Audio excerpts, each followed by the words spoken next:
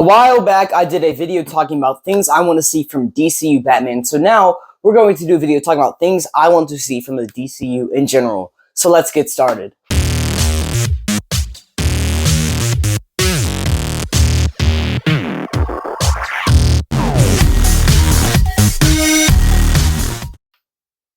What's going on, everybody? Welcome back to Geek City. Make sure to let me know in the comment section what are some projects you would like to see in the DCU. I have 4 different things I want to talk about. I could always do another part because there are so many different projects I want to see. But these are 4 ideas that I have of projects that I would like to see. And this is part 2, so if you haven't seen part 1, please consider checking that out, because some of the stuff I talked about in that video will be crucial to this video. Like the first project that I'm going to talk about, Red Hood and the Outlaws. So in case you haven't seen part 1, I explained that at the end of the Batman movie, I feel like it'd be cool to have an end credit scene having Red Hood killing Black Mask, and then Batman shows up at the end and they look at each other and the camera cuts. So here's my pitch for a Red Hood and the Outlaws movie. I'm going to give you a little plot. Alright, so the first 10 minutes would be that fight scene between Batman and Red Hood, and then Red Hood would reveal himself, kind of similar to how it is in Under the Red Hood and Arkham Knight, that brutal confrontation. And so Batman obviously was like, I'm sorry and all this stuff, and Red Hood would dip. So in case you're not familiar with the Red Hood and the Outlaw story, it's from the New 52 and DC Rebirth, where Red Hood is basically working with a ton of outlaws. In the New 52, it was Red Hood, Arsenal, and Starfire, and then in Rebirth it was Red Hood, Artemis, and Bizarro. And so I'm going to kind of mishmash the team. So my team has Red Hood, Arsenal, Artemis, and Bizarro, and we'll talk about the way they work in the plot. But after that, conversation, I feel like there'd be a 5-month time gap or whatever, and Red Hood and Arsenal are kind of not heroes for hire, but they are just stopping crooks, but they doing it in a way where they are cool with killing people. And I want there to be this would be kind of a rated R movie to kind of show the more brutal side of Gotham. Batman, Brave and the Bold would be, PG-13 comic book. This would be, just to show the more brutal side of Gotham. I want there to be Penguin trafficking these different superpowered figures or whatever, and holding them in a prison. Red Hood would try to stop him. Red Hood gets captured by Deadshot, just to connect the DCU. And Red Hood wakes up in one of the prison cells of this underground lair, and that's where he would run into Bizarro. And as we already know, in Superman by James Gunn, Lex Luthor's been making clones. So what if this Bizarro is one of those clones? We don't know yet, but maybe Lex Luthor, maybe it took him a couple times before he made Ultraman. Spoiler alert if you haven't seen Superman, which you've had time. But Ultraman is a clone of Superman. What if he didn't do very good the first time? What if there is another one that, is a more failed experiment? So that's what this is. That's what I'm trying to do here is, let's say this Bizarro is one of those failed attempts. So he's, broken, he's gray, and he doesn't know how to speak proper English. So maybe Lex Luthor sold him to Penguin or something. And then also Artemis, which is a Amazonian. And so I would have it as, in the comics, if you are banished from Themyscira, you can lose your powers or be very much weakened. So I would say she's banished from Themyscira for doing something or whatever, and she goes to Gotham. She is captured because, again, she doesn't have all her powers. And I want to make there kind of be a theme of family, where Jason Todd is obviously really mad at Batman, but I want there to be a conversation at some point whenever they escape the prison, and Artemis is talking about how she wishes she could go back and see her family again, because the Amazonians are family or whatever, and that could kind of be a clicking point for Jason Todd. But then Bizarro, Artemis, and Red Hood, they find Arsenal, Red Arrow, and they could all come together, battle Red Hood, or not battle Penguin. This is a short little summary. This isn't me going into the deep plot or anything. And then Red Hood could decide, you know what, I'm gonna go talk to Bruce. And so he's going to go to Wayne Manor, knock on the door. Alfred's going to answer. They're going to hug it out. He's going to go see Bruce. And that way, in the next Batman movie, the Batman sequel, Red Hood will be part of the family.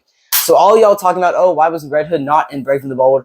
That's why I wanted to have his own movie and then join. So that could kind of be this movie could kind of be him learning a lesson about family or whatever. And also, I want Bizarro to die, like sacrifice himself. I want Artemis to try to go back to the Themyscira. Maybe that could be maybe she could be in another movie, and then Arsenal can just kind of do whatever. I don't really know. So that's my first plot. Next up, I want to talk about a Nightwing series. We got the Bat Family. We could easily have a Nightwing series of him in Bloodhaven. I would love it to be based on the Tom Taylor run, because this is peak right here. I love this book a lot. Just base it off of this, and you're good to go. Maybe, I don't know, I'm 50-50 on the Batgirl romance, but also you could definitely introduce the Teen Titans in here. So, there you go. It would be fun to have a Nightwing show. Him in Bloodhaven. It wouldn't look like Gotham. It would be brighter. It'd be a lot of fun. I feel like I love Nightwing. I think a Nightwing show would actually be pretty cool. So I don't really have a plot for this. I'm just saying, base it off of stuff like the Tom Taylor run, the Chuck Dixon run, just him in Bloodhaven, stopping people like Blockbuster and whatnot. Maybe you could have some crossovers. Maybe Batman could show up an episode or two. Now I want to talk about the Booster Gold TV show. This is already a confirmed project. This is already confirmed. We don't have a casting or anything, so I want to talk about some things I want to see in the show. First thing is, I don't want Booster Gold to start off likable. Booster Gold is a loser. That's what he is. That's why he time travels so that he can be looked at as a superhero, not because it's the right thing to do or whatever. No, because he's a loser and he wants to be loved. That's Booster Gold right there.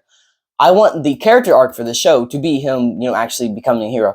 But I would love, like, the first episode show him in the future. He's kind of just like a bum. Like, he's a loser. Nobody takes him seriously. So he, like, steals a time machine and travels back in time to use future technology, like skeets and all that, to be looked at as a hero. And he travels back in time. He gets his butt kicked by, like, a super villain. And I think Wonder Woman should show up. Mind you, I feel like Booster Gold should come out after Wonder Woman's already been established. But let's say, like, Wonder Woman shows up, and she's, like, deciding, okay, you want to be a hero, let me take you to somebody. And she's going to take him to Blue Beetle, Ted Kord. And Ted Kord's job is basically train him, help him become a hero. So Ted Kord's like, I don't want to do this. Why do I gotta help this dude? But eventually they start to work together. Ted Kord trains Booster Gold, but he's not very good at it. But then I want there to be basically around episode 2 or 3, and I would say this is like a 6-episode miniseries. Ted Kord gets kidnapped by a villain. I don't know who the villain would be. I don't know, Blackguard, whatever you want. Maybe Booster Gold villain. I don't know, but I want him to be captured by that villain. And Booster Gold is like, bam, I'm on my own now. I can do whatever I want. Because again, I don't want Booster Gold to be likable right now. So he's going to procrastinate a little bit. Instead of going, oh, I got to go rescue Ted Kord, he's going to be like, let me just kind of do my own thing right now. So maybe he, like, finds a DC villain who's, like, a girl or whatever, and instead of stopping her, he tries to, like, date her or whatever. I feel like that's something he would do. Like, something stupid like that. And then eventually he realizes he needs to step up. Like, over the next, like, 2 episodes, it's him doing his own thing, realizing he needs to actually be a hero. I don't know how that would work, what episode, what would change his mind, but something happens that he realizes he needs to rescue Ted Kord. The final episode could be him rescuing Ted Kord, and then bam, they have that final battle defeating the villain, and then they have a bromance, and Booster Gold actually becomes a hero. Bam! That's the plot right there. That's a fun plot. He starts off as a loser. No one takes him seriously. He learns to become a hero, and he has a friendship with Blue Beetle. Bam. That's that. The final project I want to talk about, something I'm very passionate about. So after we get a Justice League movie, which we have to get at some point, with, the 7 original members, I want a Justice League International movie. It's combining the Justice League International by Keith Giffen, this run right here, but also I want it to be like Justice League Unlimited, the TV show. So it could be the original team, the 7 members, whoever you have that be, Batman, Superman, Wonder Woman.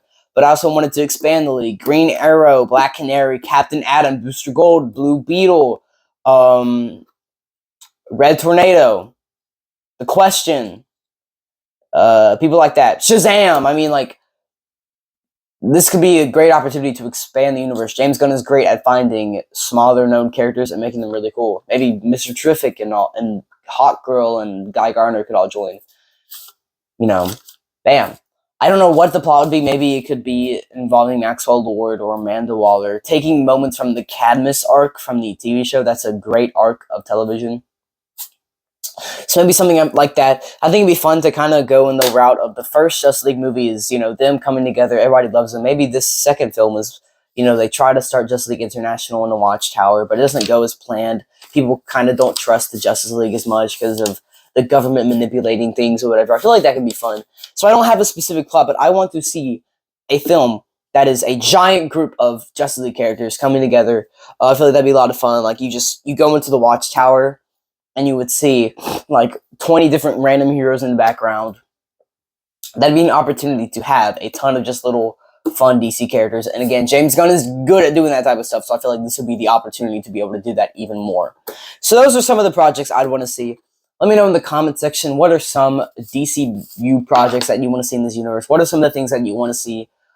Things of that sort. I wanted to make this short because I would, at some point down the line, could definitely do a part 2. I feel like that'd be a lot of fun. So I hope you guys enjoyed. Let me know in the comments what you want to see. And as always, stay geeky.